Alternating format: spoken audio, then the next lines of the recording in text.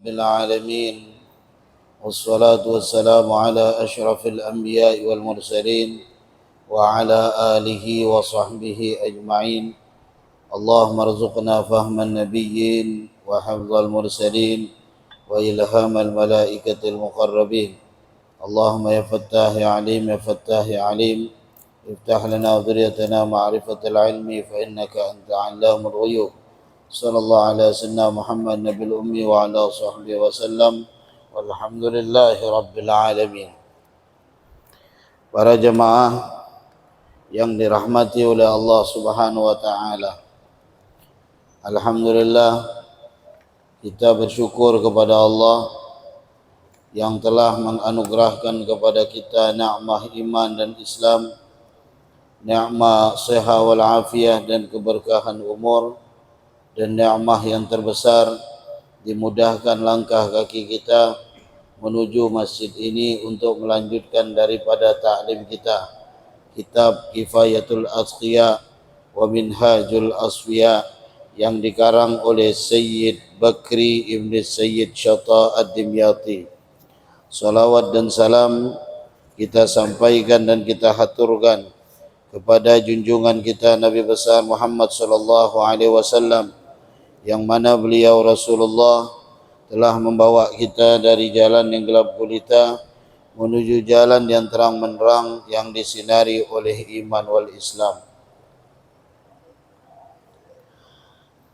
Pada pertemuan sebelumnya kita telah membahas tentang bab qanaah, dan itu belum selesai, kita lanjutkan sedikit. Baru selanjutnya masuk kepada bab zuhud. May yatluban ma laysa ya'nihi faqad fatal ladhi ya'nihi min ghairi tila. Barang siapa yang menuntut ma laysa ya'nihi, perkara yang tidak memberi manfaat baginya, faqad fatal ladzi ya'nihi min ghairi tila, maka sungguhnya akan terluput daripadanya sesuatu yang memberi manfaat tanpa adanya taksir dalam keluputannya itu. Apa maksudnya? Dalam ucapan yang dijelaskan oleh pengarang kitab ini, maksudnya adalah barang siapa yang menuntut sesuatu yang tidak memberi manfaat baginya, bukan perkara yang darurat kepadanya, berupa kenikmatan dunia atau ingin keluasan di dalam dunia, atau ingin bermewah-mewah dengan berpakaian yang bagus dan lainnya, maka sungguh telah terluputkan kepadanya sesuatu yang memberi manfaat baginya. Perkara yang penting baginya itu apa? Mengusahakan perkara-perkara kesempurnaan atau keutamaan yang merupakan wasilah, yang merupakan sarana untuk memperoleh kebahagiaan abadi, memperoleh keberuntungan dengan nikmat-nikmat yang kekal, tanpa hasil daripadanya ketaksiran atau kekurangan dalam keluputannya itu. Maka bait syair ini diambil, yang saya sebutkan ini adalah perkataan seorang sahabat menantunya Rasulullah sallallahu alaihi wasallam, Sayyiduna Ali karramallahu wajhah. Kata Sayyiduna Ali, may yatluban ma laysa ya'nihi faqad fatal ladzi ya'nihi min ghairi tila. Ya. Yang menuntut perkara yang tidak memberi manfaat baginya. Ya. Maka para jamaah sekalian, sesuatu yang ingin kita peroleh karena keinginan daripada nafsu kita, sehingga kita menuntut Allah untuk mengadakan sesuatu keinginan kita tersebut, maka hal ini bukan sesuatu yang bermanfaat bagi kita, sesuatu yang tidak mengundang suatu manfaat, ya. Karena kenapa? Kita ingin menuntut Allah, sementara apa yang kita lakukan untuk Allah itu tidak sesuai dengan tuntutan.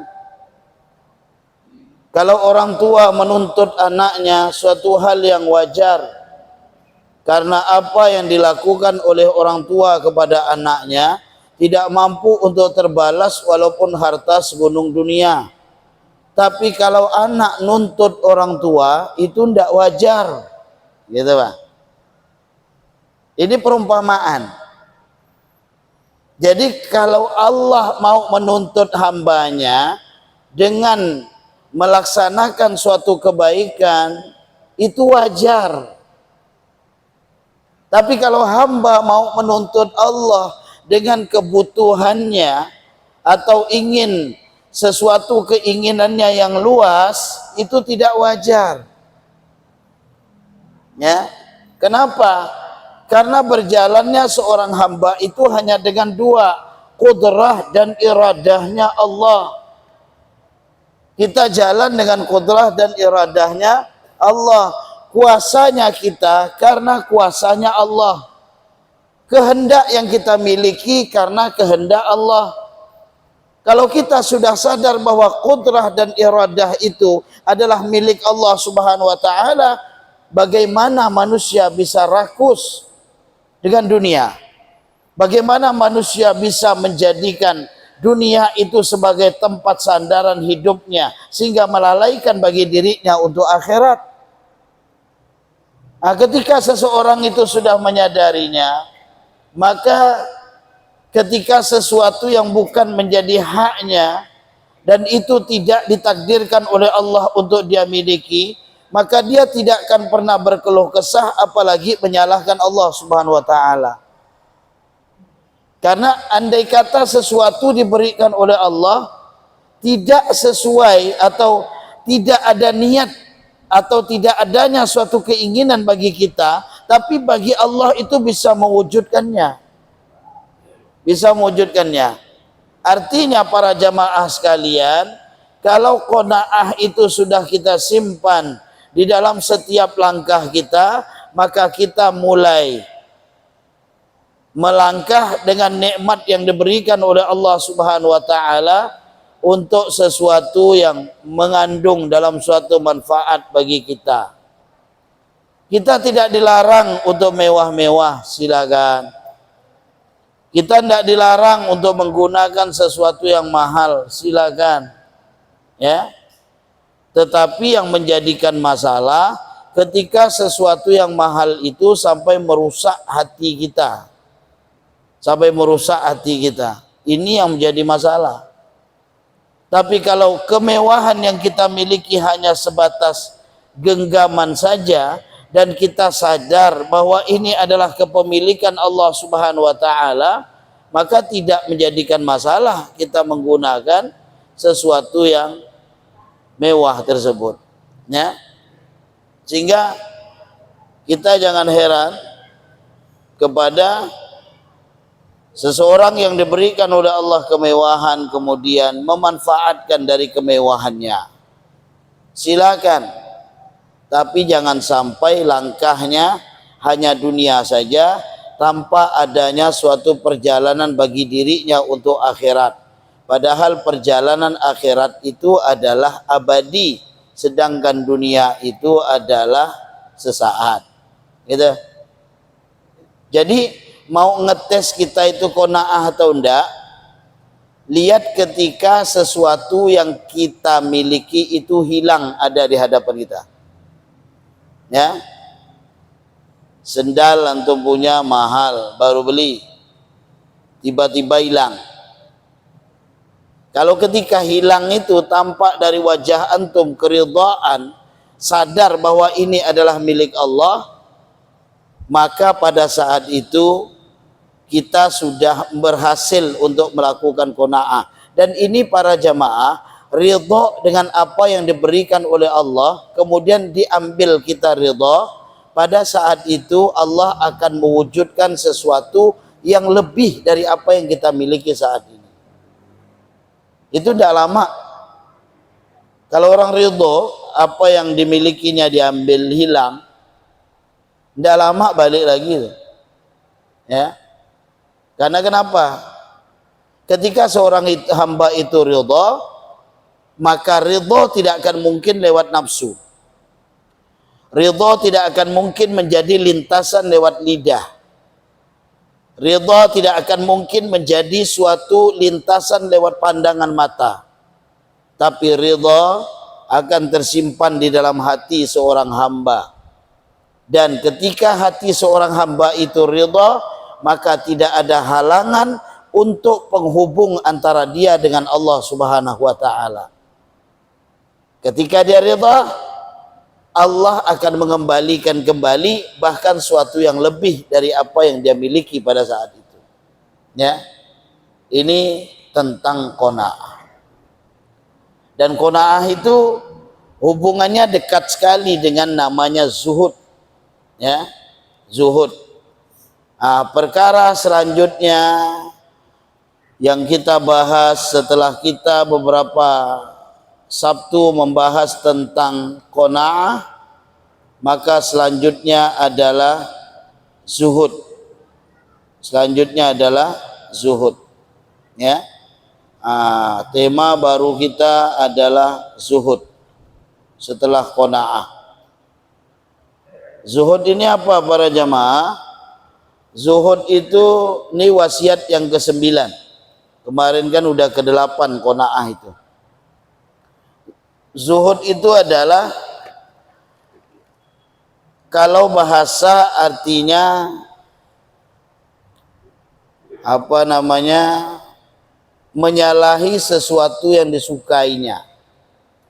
Ya. Itu zuhud. Menyalahi sesuatu yang disukainya. Saya tidak memaknai dengan zuhud. Zuhud itu apa? Zuhud itu meninggalkan dunia. Saya tidak makna ke situ. Saya ngambil makna zuhud itu ialah menyalahi sesuatu yang disukainya. Ya. Jadi kita suka dengan air Nestle ini. Suka dengan air Nestle ini. Ya. Tetapi ketika kesukaan kita itu, ya, ternyata tidak adanya rasa yang kita simpan di dalam hati, ya, dari Nestle ini aman. Setiap hari Sabtu saya dibelikan Nestle ini. Setiap hari Sabtu. Susu buang nih. Mau nguji saya ridho atau tidaknya gampang. Sabtu depan tuh jangan belikan Nestle. Tengok muka saya berubah ke tidak? Sabtu depan lagi jangan belikan lagi. Ini contoh ya, jangan diamalkan benar-benar. Lalu Sabtu depan tak ada jatah lagi dah. Ini kan tuh sehat-sehat. Ya. Gitu. Jadi ini kan contoh ini. Suatu saat, ya, sesuatu yang antum miliki itu, yang antum suka itu, tapi disalahi terus. Ya. Kita suka motor yang bagus. Begitu di saat kita kehilangan waktu-waktu taklim dengan motor itu, disebabkan ingin kilat terus, dicuci terus, motor tu kita terajang gagal ente ni lah. Nyuci ente sampai anak dah sempat nyuci hati anak dengan taklim ini. Salahkan terus. Berarti antum dah zuhud. Dah zuhud. Tapi jangan habis antum nyalahkan dia. Sian motor aku ni. Sama kata ya. Jadi itu artinya makna daripada zuhud. Jadi kalau kita artikan secara hakikat, zuhud itu apa? Zuhud itu berpalingnya keinginan dari sesuatu kepada sesuatu yang lebih baik daripadanya. Ya. Jadi berpalingnya keinginan dari sesuatu kepada sesuatu yang lebih baik daripadanya. Ya. Itu hakikat daripada zuhud kalau kita pahami. Dan itu ada syarat. Ada syarat. Syarat suatu yang dia berpaling daripadanya adalah sesuatu yang disukai. Ya, dengan satu segi dari berbagai segi. Ya. Maka orang yang meninggalkan apa misalnya batu, meninggalkan tanah, meninggalkan binatang melata, ya, atau tidak dinamai sebagai seorang yang zuhud, ya, tidak dinamai seorang yang zahid namanya, ya, karena bukan sesuatu yang disukai. Dia meninggalkan apa yang ditinggalkannya? Oh, yang ditinggalkannya adalah sesuatu yang tidak dia sukai. Apa? Sendal yang jelek yang dia tinggalkan. Misal contoh ini, ya, saya tidak peduli lagi dengan sendal ini. Kalau kiranya dia mau hilang, silakan hilang. Ya, benda itu dah buruk. Berarti kita tidak menyenangi. Ya, saya pernah diganggu para jamaah. Pernah diganggu saya. Dibawa ke Jakarta, dibelikan sendal. Ya, Masya Allah, sendal itu harganya 3 sampai 6 jutaan itu harga sendal itu. Apa ya merek itu? Bocoroko merek itu. Subhanallah. Dikasih ke saya. Dikasih ke saya. Karena memang betul-betul ganggu. Kenapa ganggu? Begitu saya mau ngajar, kalau saya pergi sendirian, saya akan colet jamaah yang saya kenal. Tolong jagakan sendal anak tu ya. Ini rosak ni. Ketika saya jadi imam tu, Bismillahirrahmanirrahim. Mana ke letak sendal tadi tu? Jangan capai orang selap model ni. Terganggu dah tu. Terganggu. Ni gara-gara apa? Dunia. Gara-gara dunia ini. Ya. Terganggu. Maka saya, ya Allah, apa yang harus hamba lakukan dengan sendal ini, ya Allah? Selalu mengganggu. Mau ke mana pun yang ditengok tu sendal. Gimana caranya ni? Subhanallah, sendal situ warna coklat. Betul-betul dikasih tarbiyah oleh Allah. Apa? Sendal saya itu dicoret pakai spidol sama anak saya. Penuh spidol tu. Sehingga tampilan yang mahal tu tak nampak lagi. Saat itu saya bilang, satu orang, ambillah ente sendal ini, tidak apa-apa. Udah, saya kasih orang. Dah Alhamdulillah, tenang sekarang. Tenang. Kenapa? Ganggu kita memang. Mengganggu. Itu hakikat zuhud tu macam itu. Hakikat zuhud tu macam itu. Motor yang biasa kita berperiksa kunci tengah solat. Allah Akbar, dah cabut belum kunci tadi tu. Sempat tangan bergerak. Udah rupa. Ni nampak ketawa ni pernah semua nampak ni. Termasuk yang ngomong ni. Ya kan? Itu kan jalan yang menjadi, jadi dunia itu menjadi hambatan bagi kita. Hambatan bagi kita. Dalam hal dunia, walaupun ada orang-orang yang kuat, ya, melepaskan dunianya karena menjadi penghambat bagi dirinya untuk berjalan kepada Allah Subhanahu wa taala. Dilepasnya. Nabi Muhammad itu ada pernah suatu saat nyimpan emas di rumah. Nyimpan emas. Kemudian setelah itu selesai solat, Rasulullah langsung masuk ke rumah beliau. Sahabat heran, biasa Rasulullah itu berzikir dulu. Kenapa saat ini ditinggalkan oleh Nabi langsung masuk ke dalam rumah? Karena emas yang belum beliau bagikan itu. Maka beliau merasa khawatir. Merasa khawatir dengan emas itu. Artinya adalah apa? Ganggu beliau dalam hal ibadah kepada Allah di dalam dunia ini. Ya. Di situlah makna daripada zuhud. Saya kan sudah pernah cerita. tentang Syekh Sulaiman dan Mbah Kendi ya. Mbah Kendi itu miskin. Mbah Kendi itu miskin. Dia punya guru, Masya Allah kaya. Muridnya selesai belajar, Mbah Kendi itu tidurnya pun di atas tikar, ya, tidurnya betul-betul zuhud dalam pandangan muridnya, ya, pandangan muridnya. Jadi zuhud itu bukan nampak secara zahirnya bahwa dia meninggalkan dunia, tapi yang bermain itu adalah hatinya. Apakah menempatkan hatinya pada dunia atau menempatkan dunia pada tangannya? Itu aja kalau kita paham zuhud.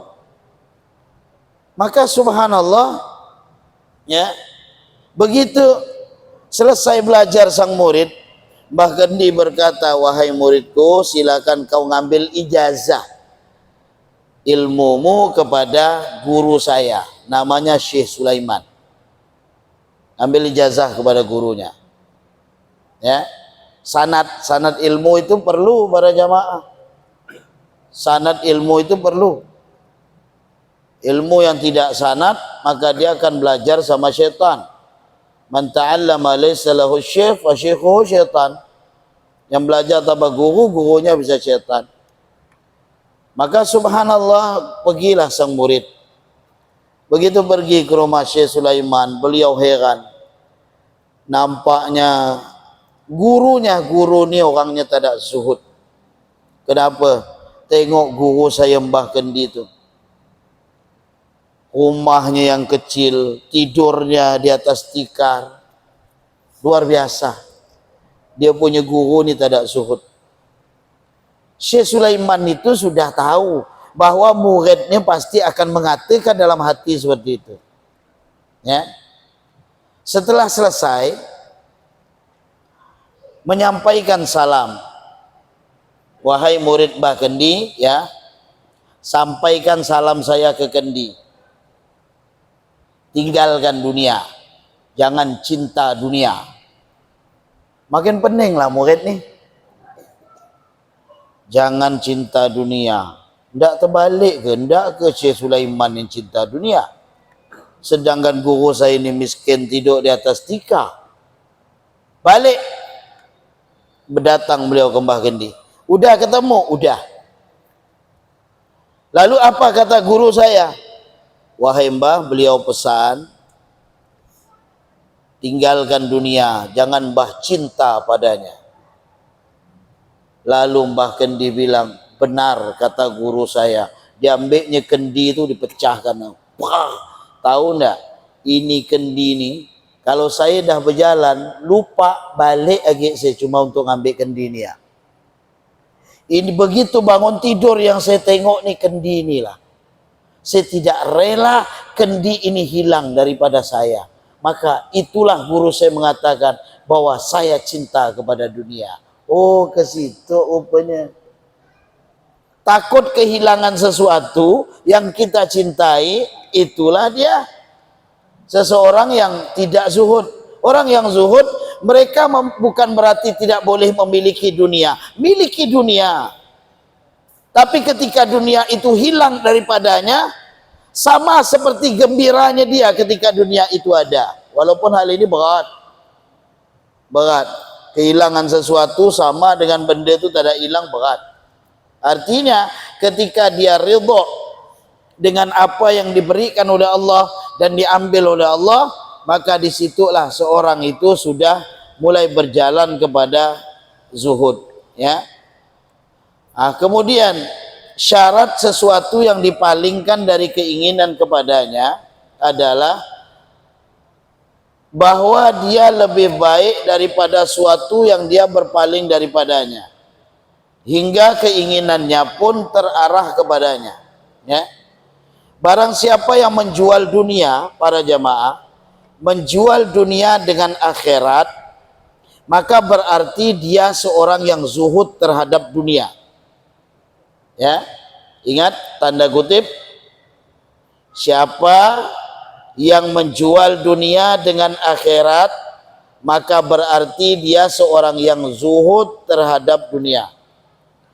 Barang siapa yang menjual akhirat dengan dunia, berarti dia adalah seorang yang zuhud terhadap akhirat. Ya. Nah, jadi secara kebiasaan telah berlaku secara ada bahwa zuhud itu khusus digunakan untuk zuhud terhadap dunia. Zuhud itu selalu digunakan terhadap dunia, ya, terhadap dunia. Jangan kita zuhud lalu kita pun mulai menghinakan diri kita di hadapan orang lain. Jangan. Saya mau zuhud dulu ngapa? Di antara banyaknya baju, saya pakai baju saya yang paling jelek saja. Karena saya pengen zuhud, salah. Kita meletakkan zuhud pada posisi itu salah, ya. Sungguh ada hadis yang warid yang masyhur tentang zuhud ini. Ada di dalam hadis riwayat Imam Al-Baihaqi. Dalam hadis riwayat Imam Al-Baihaqi, apa kata Rasulullah SAW? Tidaklah seorang hamba mereka berlaku zuhud terhadap dunia, melainkan Allah akan menumbuhkan hikmah di dalam hatinya. Dan lidahnya pun akan mudah untuk bertutur dengannya. Dan ia pun akan diperlihatkan kepadanya aib daripada dunia, serta akan diperlihatkan daripada obat dunia itu, ya. Allah akan keluarkan dia dari dunia dalam keadaan selamat menuju surganya Allah Darussalam, ya. Artinya di sini yang pertama dalam riwayat Imam Baihaqi ini mengajarkan kepada kita tentang seseorang yang zuhud kepada dunianya, ya, maka Allah akan menumbuhkan hikmah di dalam hatinya. Sehingga tidak heran, ya, para ulama, para orang-orang sufi, ya, mereka ingin mendapatkan dalam suatu hikmah yang begitu besar, maka mereka akan berusaha untuk semaksimal mungkin bagaimana membersihkan hati mereka dari dunia, ya, berusaha dibersihkan mungkin sehingga hilanglah sifat namanya sifat tamak, hilang, ya, tidak ada suatu sifat kerakusan. Apa yang menjadi hak miliknya berarti Allah ridha untuk dia miliki, tapi apa yang tidak menjadi haknya maka Allah tidak ridha padanya, ya. Itu orang yang zuhud. Maka kata Nabi Muhammad SAW, dia akan didatangkan suatu hikmah, ya, yang mana Allah akan perlihatkan tentang aib-aib daripada dunia ini, tentang obat dari dunia ini, ya. Dan itu semakin kita menjalaninya akan semakin nampak, semakin nampak. Contoh, kita lagi susah, kesusahan kita kan menjadi suatu jalan berusaha untuk ridho dengan yang Allah tetapkan dengan kita, kan gitu, ya kan, berusaha ini. Ternyata di dalam kesusahan kita itu langsung dinampakkan oleh Allah Subhanahu wa taala aib tentang dunia, yang mana orang yang senang ternyata kesenangannya tidak berjalan di jalan Allah. Berarti Allah lagi membuka aib dunia dengan antum, ya. Antum susah nih, susah, ekonomi antum ke bawah,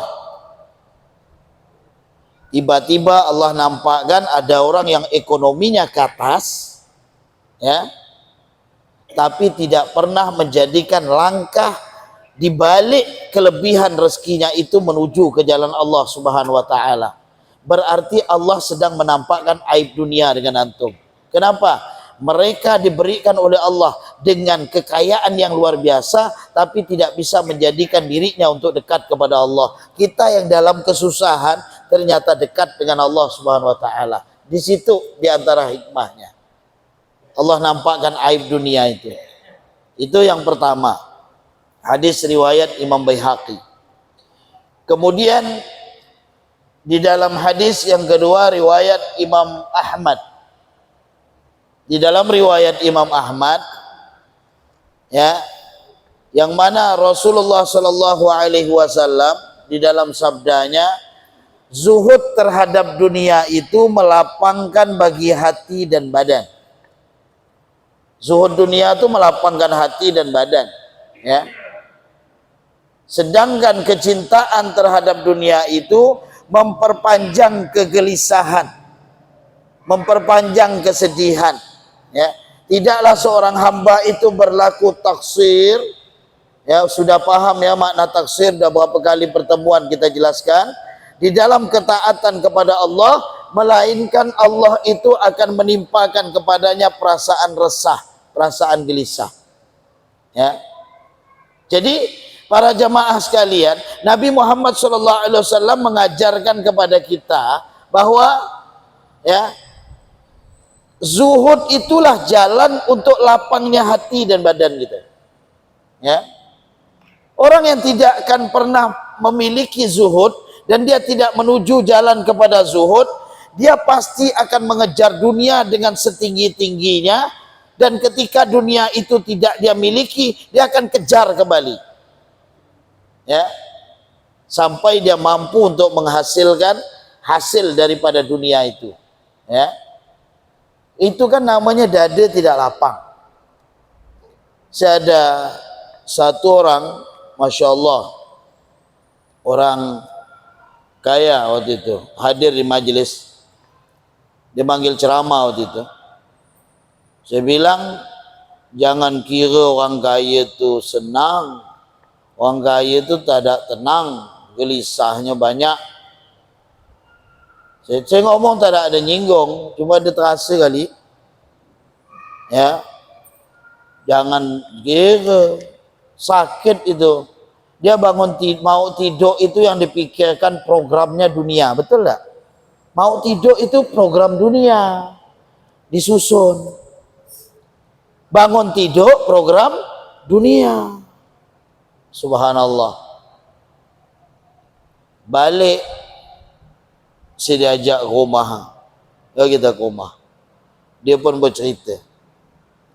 Dia bilang, Ustaz, apa yang antum bilang tu 100% kata dia. Benar. Ngapa pula Pak Haji? Ya Allah, dulu waktu saya belum ke masjid ni, asalkan sebelum tidur tu saya catat proyek saya lo. Nanti bangun tidur itu, ya tu, tiap hari otak sini dunia tu sakit saya Ustaz. Memang betul. Saya jawab lagi, itu kan sesuai dengan firman Allah Pak Haji, dunia itu adalah lahu wa la'ib. Dunia itu adalah tipu daya, tempat senda gurau. Dalam Quran ada. Maka Allah ingatkan kepada kita, ya qaumi innama hadhil hayatad dunya mata' wa innal akhiratah ya darul qarar. Dunia itu adalah tempat bersenang-senang. Kehidupan akhirat itu adalah tempat yang abadi. Maka apa yang bisa untuk kita lakukan dalam tabungan akhirat kita? Alhamdulillah, beliau alhamdulillah banyak pesantren dibantunya apa, ya. Udah sejelas terima kasih. Habis itu dah saya balik. Artinya adalah yang diucapkan para ulama dahulu itu bahwasanya orang yang zuhud itu dunia dia lapang, badan dia tenang. Badan dia tenang. Karena kenapa? Kalau istilah bahasa Melayu tu cari dunia tak ada kemaruan, bah. Tak ada kemaruan. Kalau sudah dia masuk dunia di dalam hati dia, mencelakakan orang lain itu sudah biasa. Karena dia tidak berpikir akan kecelakaan saudaranya, yang terpenting keuntungan bagi dirinya sendiri. Itu maksud yang dijelaskan oleh Nabi Muhammad SAW. Dan beliau juga bersabda, barang siapa yang ingin agar Allah membukakan ilmu kepadanya, ilmu tanpa belajar. Kalau ilmu tanpa belajar itu berarti ilmu laduni namanya. Ilmu laduni, maka diberi hidayah tanpa bimbingan, maka hendaklah dia berlaku zuhud terhadap dunia. Ya. Kenapa anak-anak pesantren itu, para jamaah, anak pesantren itu begitu ngapal sesuatu itu cepat. Cepat. Coba antum lihat. Kalau udah masuk pesantren, ya, dengan tidak pesantren, di pesantren itu mereka lebih cepat untuk menggali dalam ilmu agama dibandingkan luar pesantren. Kenapa? Karena di dalam pesantren zuhud itulah yang menyebabkan jalan mereka itu bisa. Zuhud itu. Orang kaya masuk pesantren tetap zuhud. Ya. Bagaimana tidak? Dia punya kasur yang sama kasurnya. Maka saya tidak setuju kalau andai kata ada pesantren membeda-bedakan tempat. Ini khusus orang kaya, ini orang miskin, ini orang sedang, tak boleh itu. Tidak boleh, supaya biarkan mereka zuhud. Inilah keadaannya. Ya. Sama kan semuanya. Ya. Karena kenapa? Di balik dari zuhud mereka itulah Allah akan berikan ilmu yang mereka sendiri tidak sadar kenapa dia bisa mendapati di dalam hal itu. Karena kezuhudan. Zuhudan.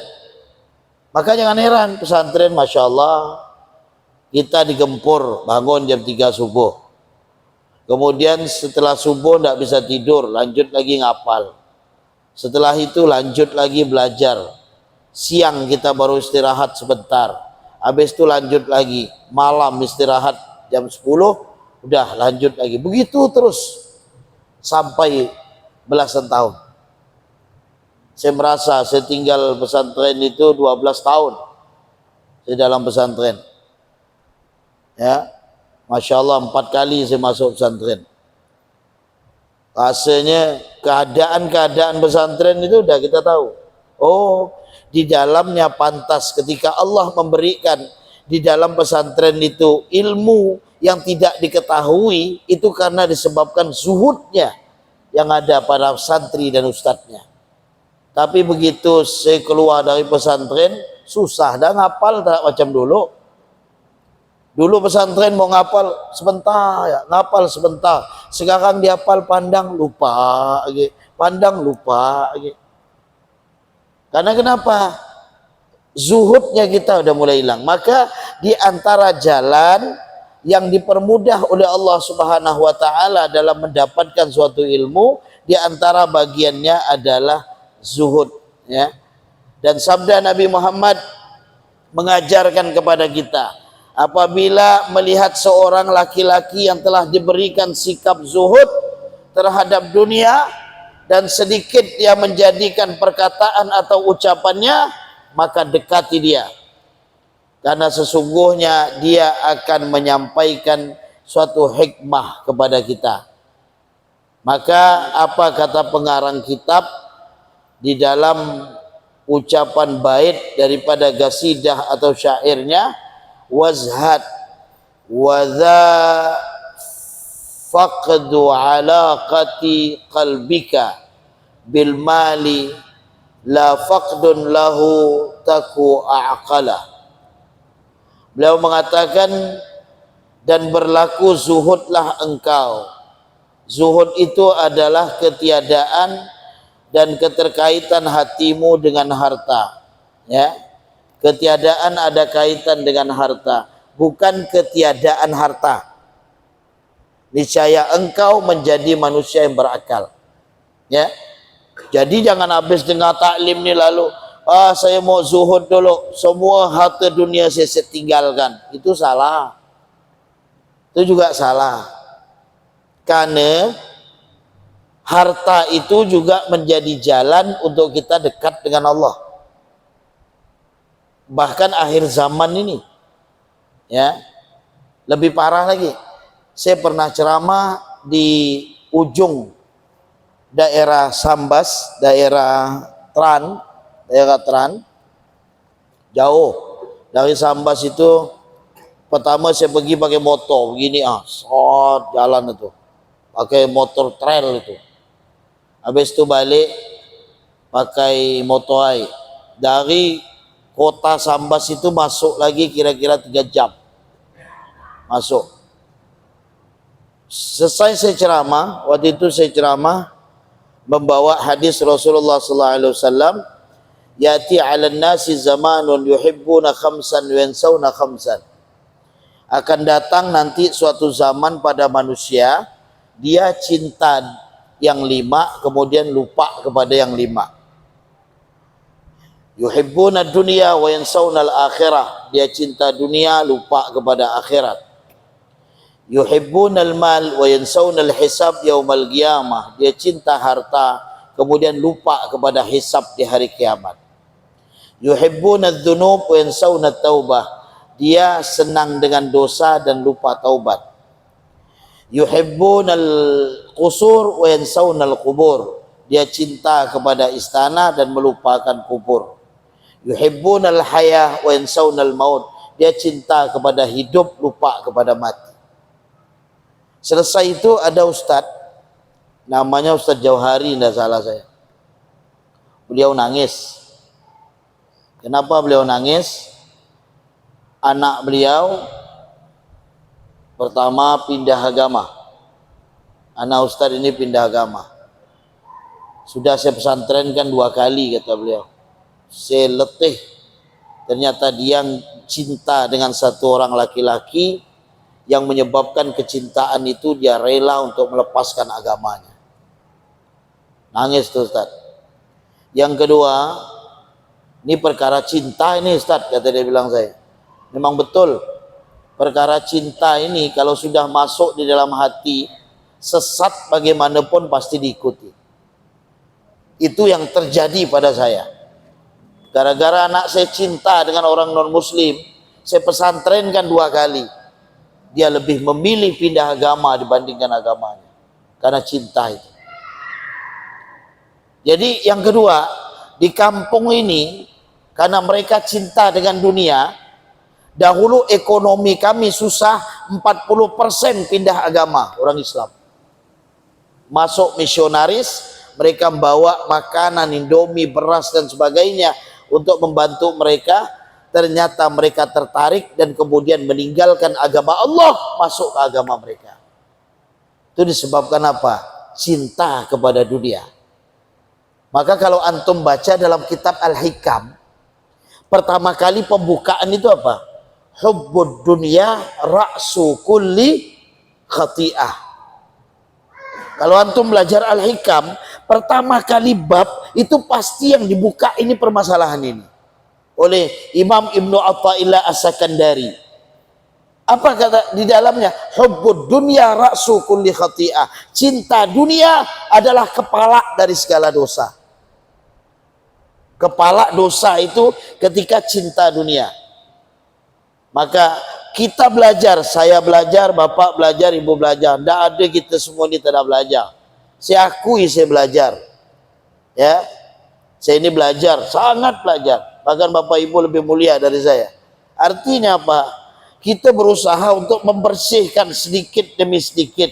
Cukup dunia kita miliki.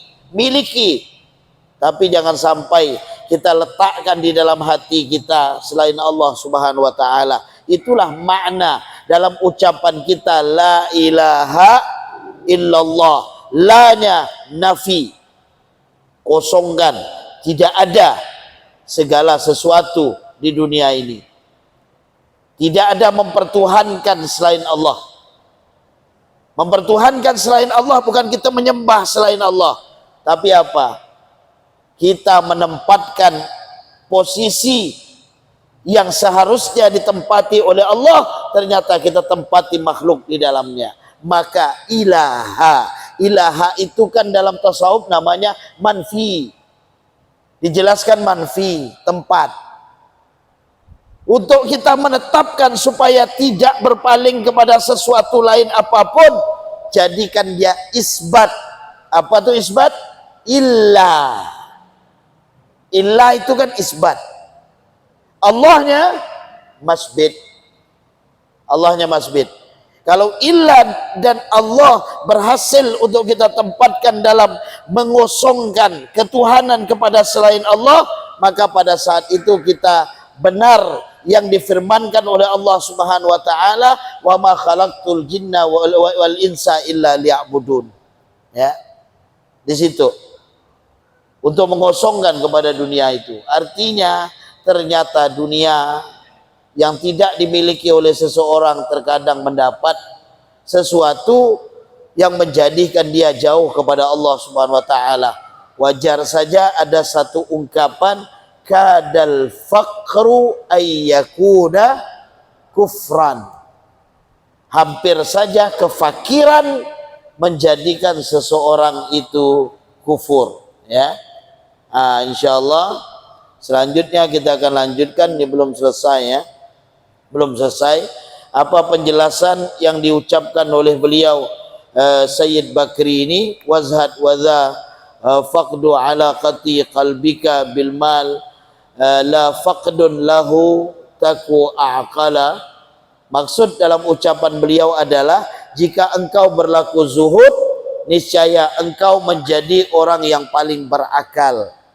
Dan zuhud itu adalah tidak berkaitan dengan hati, tidak berkaitan hati dengan harta. Tidak ada kaitan hati dengan harta, itu tidak ada. Lalu ketika orang itu zuhud, oh dia harus tinggalkan, jangan punya harta. Tidak ada kaitan, kata beliau. Ya.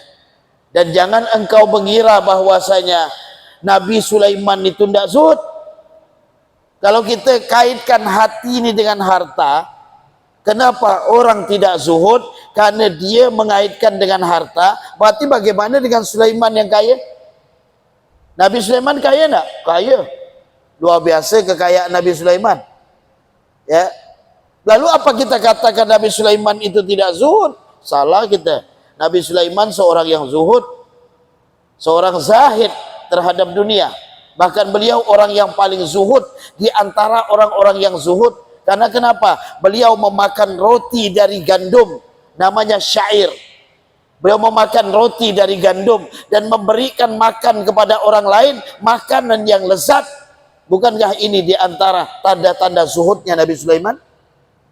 Beliau makan roti, yang lain dibiarkan dimakan nyaman.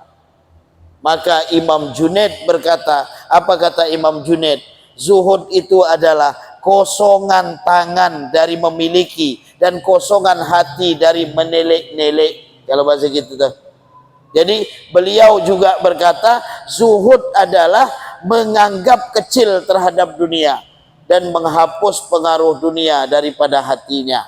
Itu yang dijelaskan oleh Imam Junaid. Dan kemudian Imam Abu Sulaiman Ad-Darani radhiyallahu an, beliau juga menjelaskan tentang zuhud. Sayyiduna Ali bin Abi Thalib karramallahu wajhah, beliau juga menjelaskan tentang zuhud. Bagaimana dengan penjelasan dan ucapan beliau dengan zuhud ini? Imam Syafi'i juga menjelaskan tentang zuhud. Lalu apa yang bisa kita ambil sebagaimana yang dijelaskan para ulama kita tentang zuhud ini? Ini belum selesai. InsyaAllah akan kita lanjutkan pada pertemuan selanjutnya, masih membahas tentang bab zuhud ini, ya. Mudah-mudahan hikmah ini bermanfaat bagi saya, bagi kita semuanya. Sampai di sini, yang mau nanya silakan.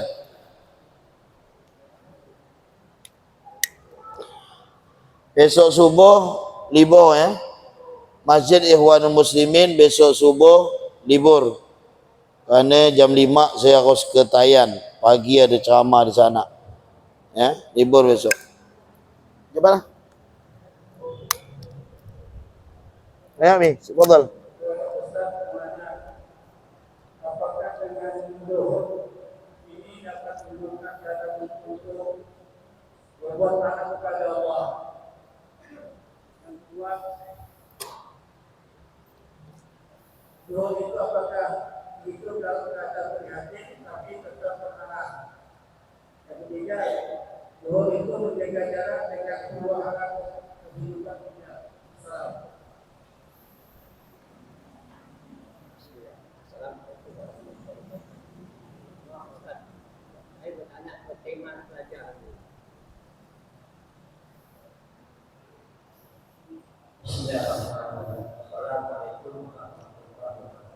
Assalamualaikum.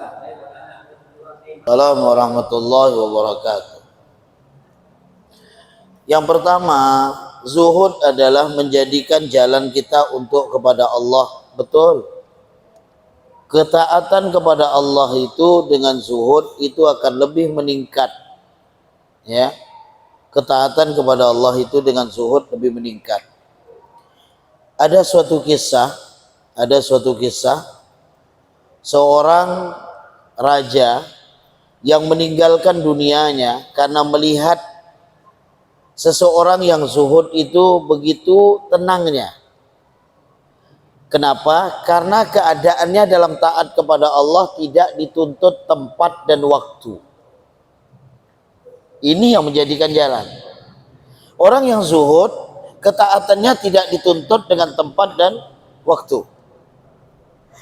Kenapa orang yang zuhud tidak dituntut dengan tempat dan waktu? Pertama, dia akan menjadikan setiap langkahnya dimanapun keberadaannya, bumi adalah buminya Allah, dan dia yakin bahwasanya bumi yang dia injak itu bertasbih, bumi yang dia injak itu menyaksikan setiap langkahnya dalam kebaikan, maka dia akan berusaha untuk melaksanakan dengan kebaikan.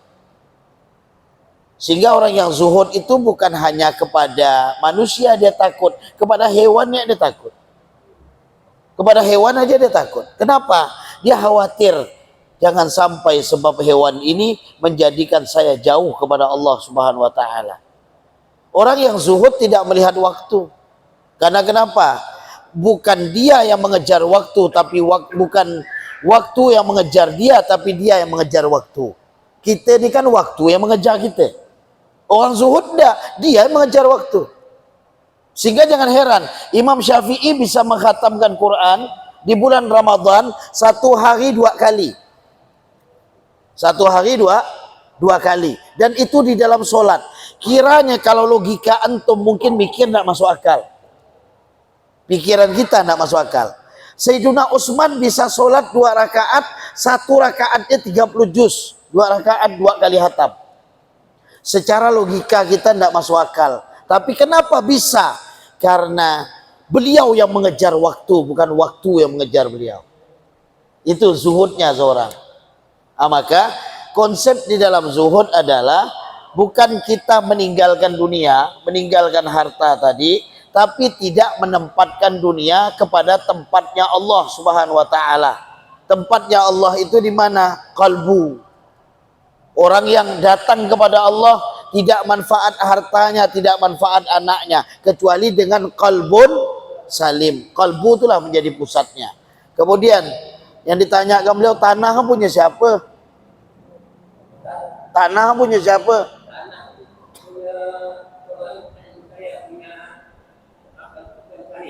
Hah?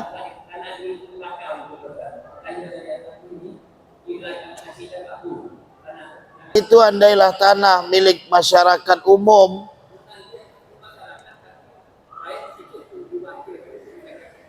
oh iya, enggak. Dah, ini tanah punya Mi atau punya Pak Haji Saleh tanah nih.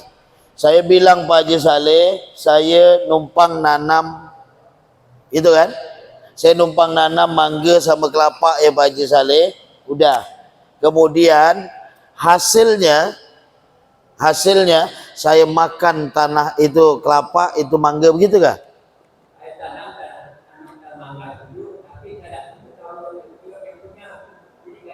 Kalau yang punya tidak tahu Pak, yang punya tidak tahu, haram. Ini masalahnya.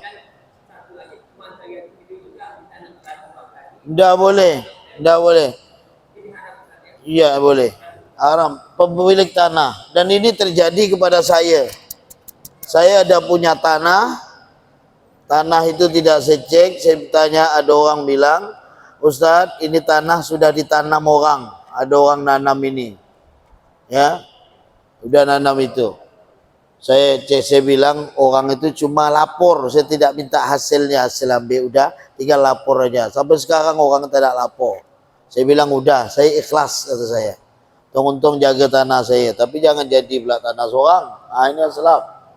Ya, maka haram hasil kita bercocok tanam di tanah orang, kemudian kita mengambil hasil dari itu.